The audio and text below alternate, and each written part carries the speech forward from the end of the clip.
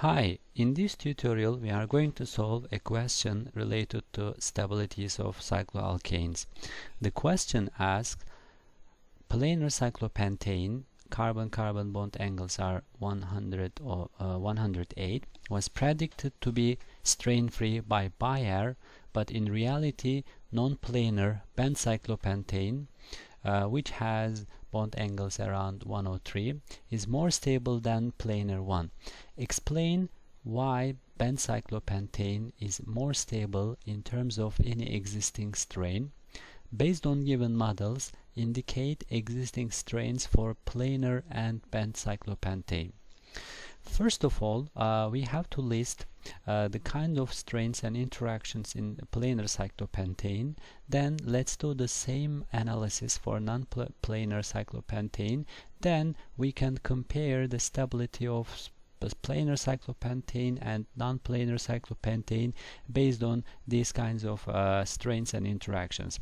First of all, let's write here for planar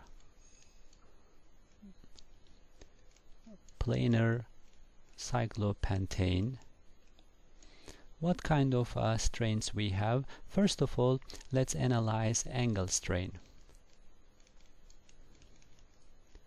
In the question it says that all bond angles for cyclopentane, planar cyclopentane, is 108 degree. So we can say that planar cyclopentane do not have any angle strain.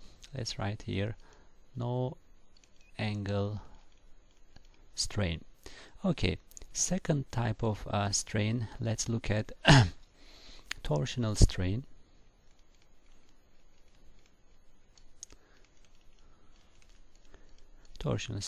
If you look at the model of planar cyclopentane, here we have two models. The first one is difficult to see any kind of torsional strain or eclipsing interactions, but if you look at the second model of planar cyclopentane, we can see that these carbon-hydrogen bonds are perfectly eclipsed. So if we rotate the molecule a couple of times, we are going to see that each carbon-hydrogen bond on the adjacent carbons are perfectly eclipsed. In total we have 1, 2, 3, 4, 5 upper side and 5 lower side or downside. We have 10 eclipsing interactions.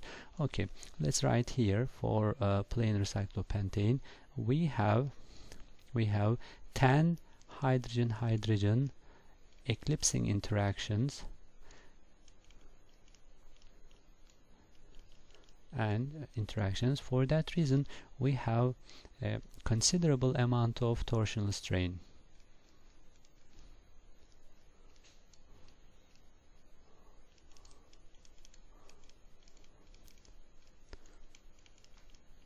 Okay, another way to identify whether we have torsional strain or not, if you draw Newman projection based on this lower figure of planar cyclopentane, let's draw it here.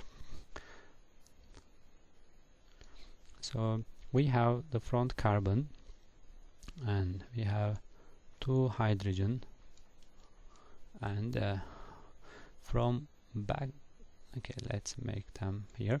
From we have here going a CH2 group, then this CH2 group has another CH2 and it is connected to back carbon, but let's not draw that side, just let's write here CH2. From the back carbon we have a hydrogen bond coming, and from the right side also we have a hydrogen bond coming. And if you look at the Newman projection, let's not forget the CH2 group, we have here eclipsing interactions. Let's write here these are eclipsing interactions. For that reason we have considerable amount of torsional strain present in planar cyclopentane. Let's go to second models, which are non-planar or bent cyclopentane. Let's write here band or non-planar cyclopentane. Let's write the first angle strain. If you look at the question, it says that the bond angles, carbon-carbon bond angles, are all around 103. So it is almost 6 degrees less than a perfect tetrahedral value. For that reason, we can say that a band cyclopentane should have some angle strain. Yes, that's right. It has angle strains because bond angles are less than 109.5 for the perfect tetrahedral sp3 hybridized carbon bond angles. The second analysis should be for torsional strain. Do we have torsional strain for non-planar band cyclopentane? Let's look at, if you look at the model, the bottom model for the non-planar cyclopentane, we can draw here a similar Newman projection. Let's draw it here. Let's draw it here. And if you look at, this is the front carbon and the back carbon, and front carbon we have 2 hydrogen bonds are coming this way, and from the back carbon, if you look at, we have 2 hydrogens coming this way, and we know that there is a CH2 going up from the front carbon, and there is also a back CH2 here, and later this CH2 and this CH2 is connected. We can maybe just connect for clarity.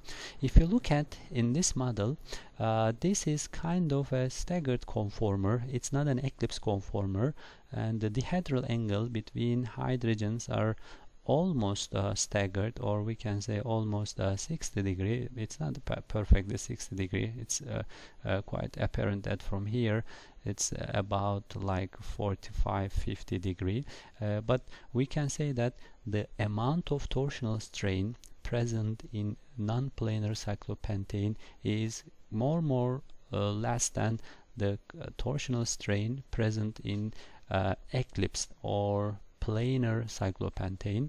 And let's write here to torsional strain is less than planar cyclopentane, because we can see that hydrogen and hydrogen, let's write here, hydrogens are almost staggered. Okay, so let's compare. Planar cyclopentane has no angle strain, but band cyclopentane has a little bit angle strain because of the bond angle for carbons 103 less than 109.5. But if we look at torsional strains, planar cyclopentane has a lot of strain because of 10 hydrogen eclipsing interactions. And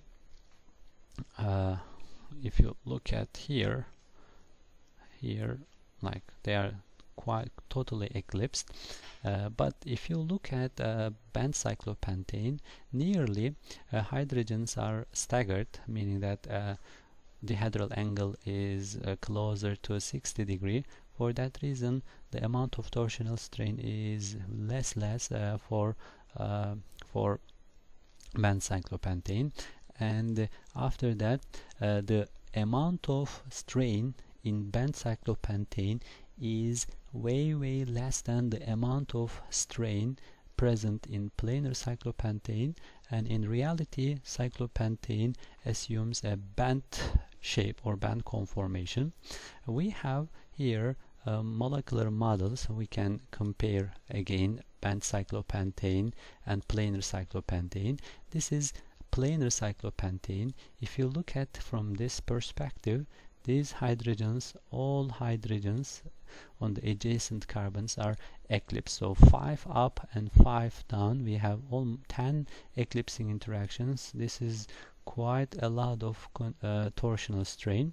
But for bent cyclopentane, if you look at 4 carbons almost making a plane, and the 5th carbon is below the plane, so which makes it a bent cyclopentane. And if you look at for example here from this perspective, the hydrogens are not eclipsed, so they are closer to staggered value, and for that reason this has less torsional strain. But you can see some of the hydrogens are quite eclipsing, but the total amount of torsional strain is less for bent cyclopentane. Thank you so much for watching.